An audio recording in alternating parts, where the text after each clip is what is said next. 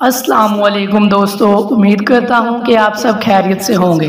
तो नाजरीन कराम, कुरुलुश उस्मान सीजन 4 में वाइकिंग्स की एंट्री के बाद इस ड्रामे के मदाहों को तजस्सुस है कि वाइकिंग्स, जिन्हें एक और drama series Game of Thrones से दुनिया भर में शोहरत मिल चुकी, तो आखिर ये कौन लोग थे?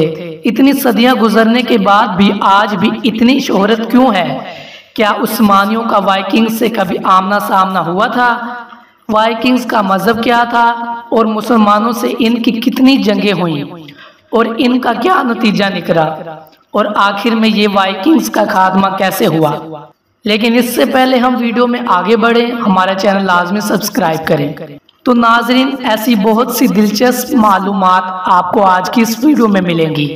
नंबर 1, वाइकिंग्स का मतलब क्या है?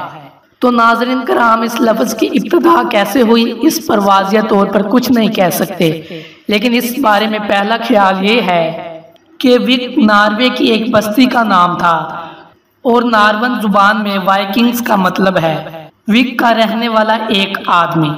लेकिन एक स्विडिश साइंसदान एफ.एस. बर्ग के मुताबिक वाइकिंग्स का मतलब जो अपना वतन छोड़कर शिकार के लिए तवील समंदरी सफर पर निकल जाए, यानी मुख्तसर अल्फाज में समंदरी कज़ाक। और बहुत से मौरखीन ने बताया है कि वो समंदरी डाकू था।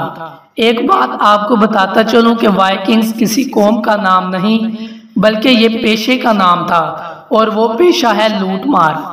नंबर 2, वाइकिंग्स का ताल्लुक कहाँ से था? तो वाइकिंग्स का ताल्लुक स्कैंडिनेविया से था, जो कि 3 ममालिक को कहा जाता है, और ये सर्दी की वजह से मशहूर है। इन 3 ममालिक में स्वीडन, डेनमार्क और नॉर्वे शामिल है। वाइकिंग्स इन 3 ममालिक में कबायली सूरत में रहते थे और अपने हमलों में जिन इलाकों को फतह करते थे तो ये वहाँ का भी सकाफत इख्तियार कर लेते थे। भूख, गुर्बत, सर्दी और इन इलाकों की बढ़ती आबादी ने इन्हें लूट मार की तरफ धकेल दिया। इस तरह से वहाँ झगड़े, लड़ाइयाँ होती, जिनकी वजह से वहाँ के लोग दूसरे इलाकों में जाने पर मजबूर हुए। लेकिन दुनिया की दूसरी कौमों की तरह वाइकिंग्स भी अपनी एक अलग शानदार तारीख, रवायात और मजहब था। नंबर 3, वाइकिंग्स का मजहब क्या था?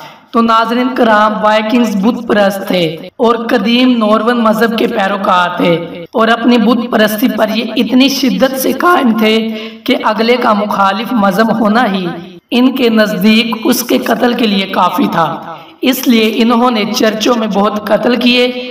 लेकिन एक वक्त ऐसा भी आया जब वाइकिंग्स ने ईसाईयत कबूल कर ली।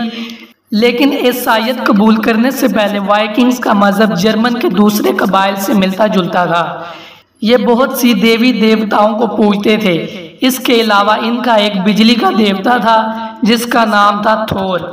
और इस जदीद दौर में भी वाइकिंग्स बहुत से राइटर, प्रोड्यूसर्स और मुसव्विरों वगैरह के लिए बड़े इंस्पिरेशन रहे हैं।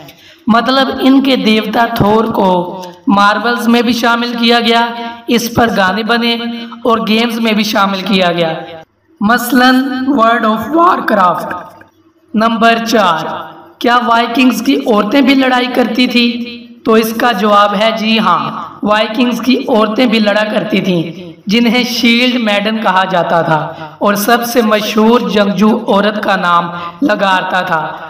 उस वक्त जब औरतों को हकीर समझा जाता था, तब वाइकिंग्स अपनी औरतों को बहुत अहमियत देते थे। औरतें इनकी गैर मौजूदगी में दौलत, जायदाद और हथियारों की हिफाजत करती और जायदाद में हिस्सा भी लिया करती। इनके यहाँ 12 साल की उम्र में शादी कर दी जाती। और इसके अलावा आपको बताता चलूँ कि तारीख में किसी जगह भी मौजूद नहीं कि वाइकिंग्स का किसी जंग में तुर्क उस्मान गाजी से कभी आमना सामना ना हुआ। और कुरुलुश उस्मान सीजन 4 का वक्त 1301 से दिखाया जा रहा है, इसलिए महमद बुज़दाग की इमेजिनेशन ने काम किया और इन्हें कुरुलुश उस्मान सीजन 4 में शामिल कर लिया गया। तो दोस्तों, अगर आपको हमारी वीडियो अच्छी लगी हो तो ज़्यादा से ज़्यादा शेयर करें और कमेंट सेक्शन में अपनी राय का इजहार ज़रूर दीजिए। शुक्रिया।